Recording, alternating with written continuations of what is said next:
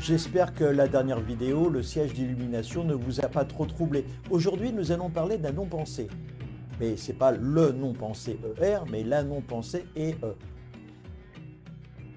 Aujourd'hui, à tout instant, nous dit Wang Po, lorsque vous vous déplacez ou restez debout, que vous soyez assis ou que vous soyez couché, entraînez-vous uniquement à la non-pensée.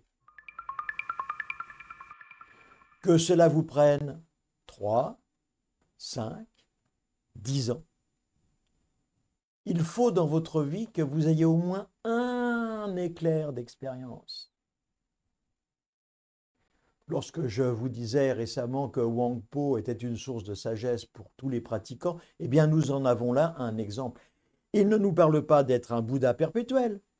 Il nous dit simplement que dans notre vie de tous les jours, nous devons au moins une fois faire l'expérience de cet éclair, cette porte ouverte sur la nature même de ce que nous sommes.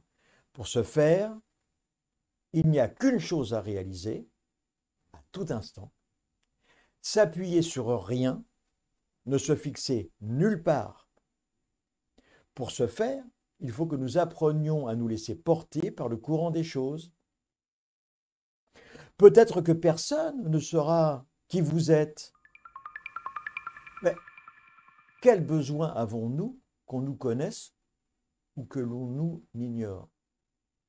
Alors, là, nous touchons un problème fondamental de tout être humain qui s'appelle la reconnaissance. La reconnaissance est la source de beaucoup de souffrances. Lorsque nous sommes âgés, nous souffrons beaucoup moins de ce mal qui est la reconnaissance, parce que la vie est derrière, nous n'avons plus rien à prouver. En vous exerçant, vous aurez l'esprit ferme, vous aurez l'esprit sans faille. Et pourtant, tout ce qui arrivera vous traversera sans s'incruster. S'incruster dans votre mémoire, dans votre expérience, dans votre souffrance.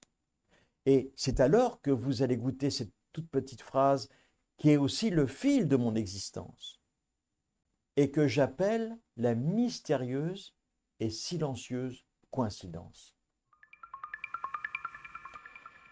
La base de cet enseignement est la pensée sans pensée, le penser, ER.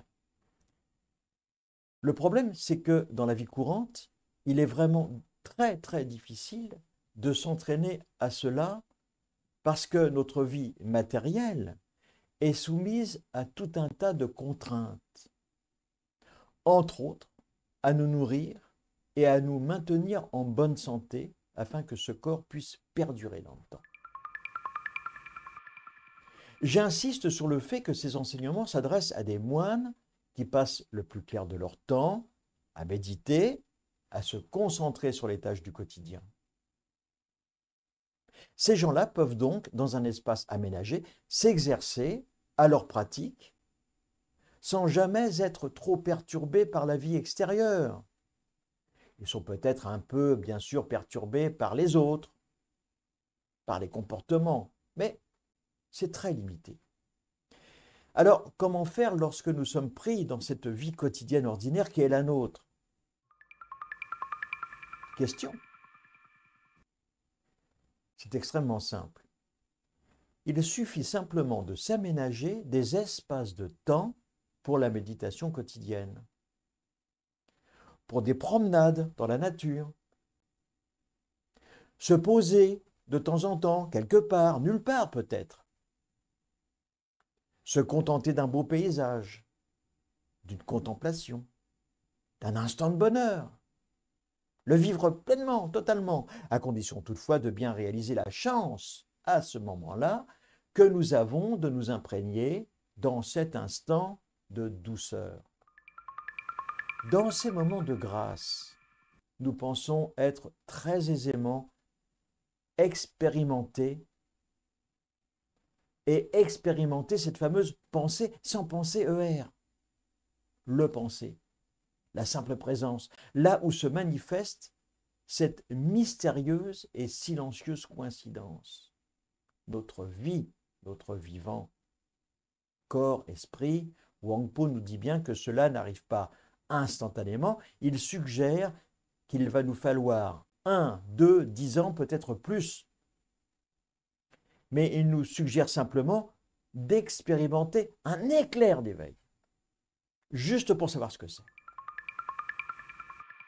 Dans cette silencieuse coïncidence, les expédients, les ornements, les montagnes bleutées qui nous comblent le regard, les univers perdus dans l'espace infini, tout cela ne forme qu'une seule et même chose, peut-être une terre de blancheur, abritant tous les êtres, en une seule manifestation, que nous allons aujourd'hui appeler l'éveil.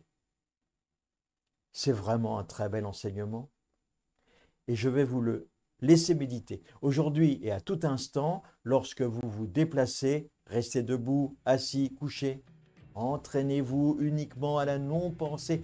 Merci, maître Huang Po. Dans la prochaine vidéo, je vous parlerai du détachement. Par l'effort, la vigilance, la discipline, la maîtrise de soi, le sage se crée une île que l'inondation ne submerge pas.